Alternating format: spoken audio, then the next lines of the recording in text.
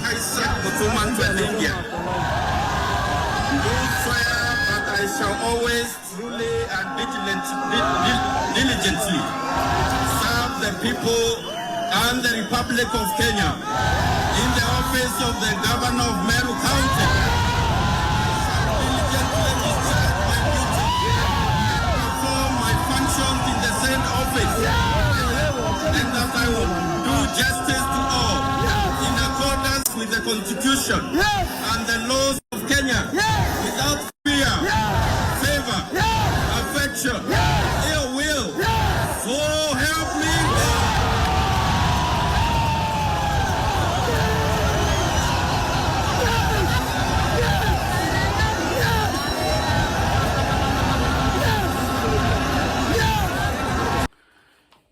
Yes, ladies and gentlemen, that is how things were today in Meru County.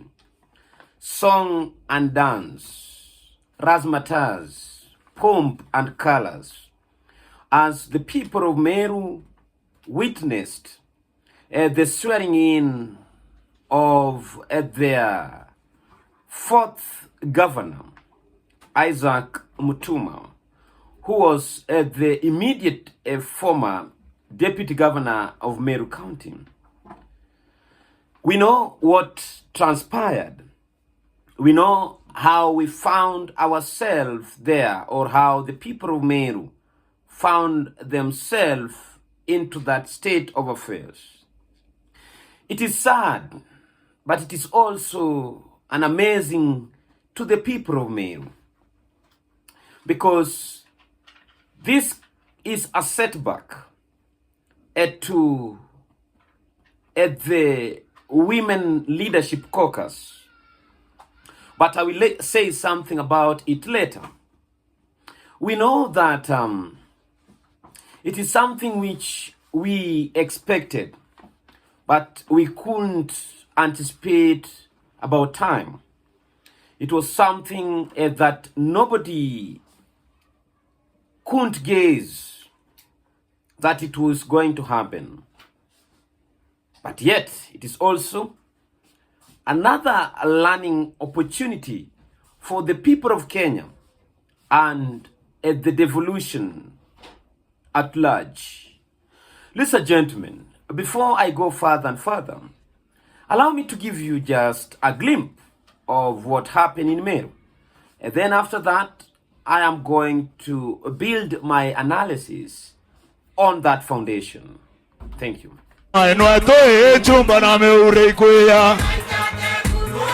Weka mkono twende gavana ino atoe chumba na meure kwea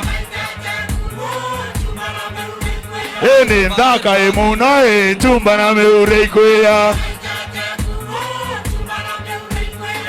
bunge beto chumba na meure kwea Meru County neto chumba na meure kwea. Weka mkono twende maitete kuro chumba na meure kwea gavana ino atoe chumba na meure kwea. But before I proceed, I won't forget to invite whoever is coming across this channel or our videos for the first time that look no further, because MJR is the best channel for political analysis. This is the place where we do our politics based on our facts and without bias. Let me talk about around 4 or 5 things that I learned from today's event and the entire process.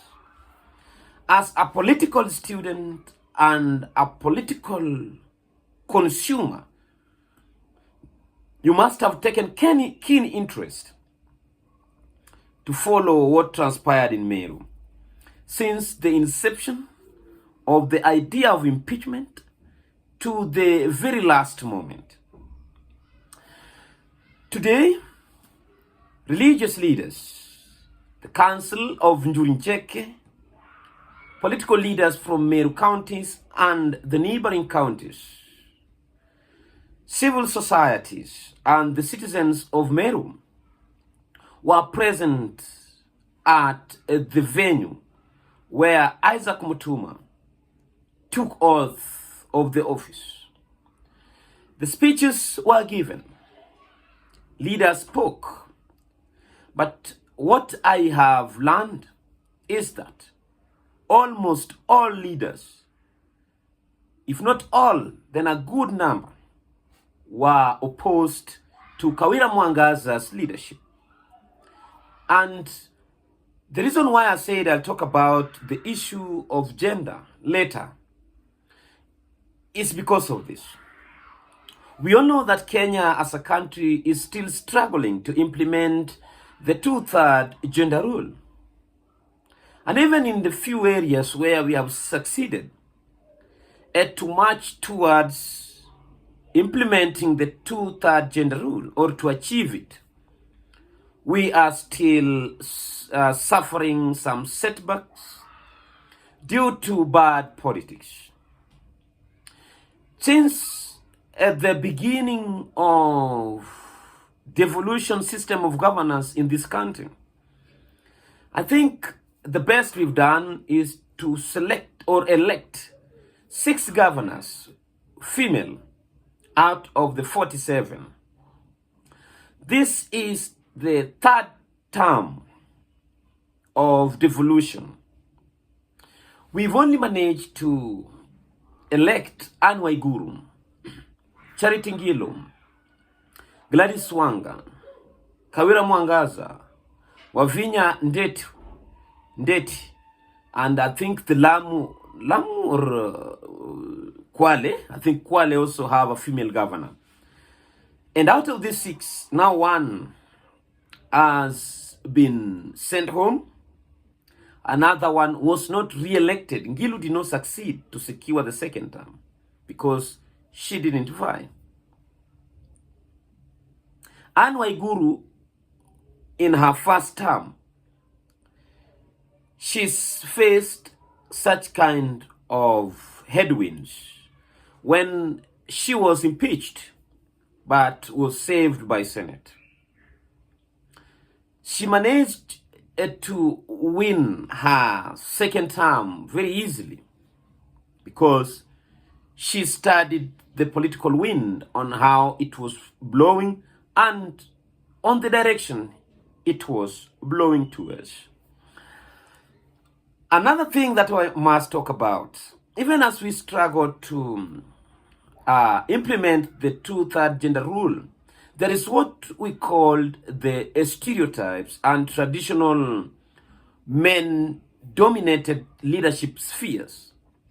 There are some regions and communities in this country which have not believed in a woman leadership.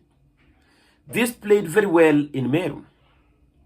Look at how the composition, of the leadership that attended the event, most of them were male leaders. The senior leaders who were present were male. That means that the male political wing were not ready to support Kawira Mwangaza, which is so sad. And this played in almost all parts of Kenya.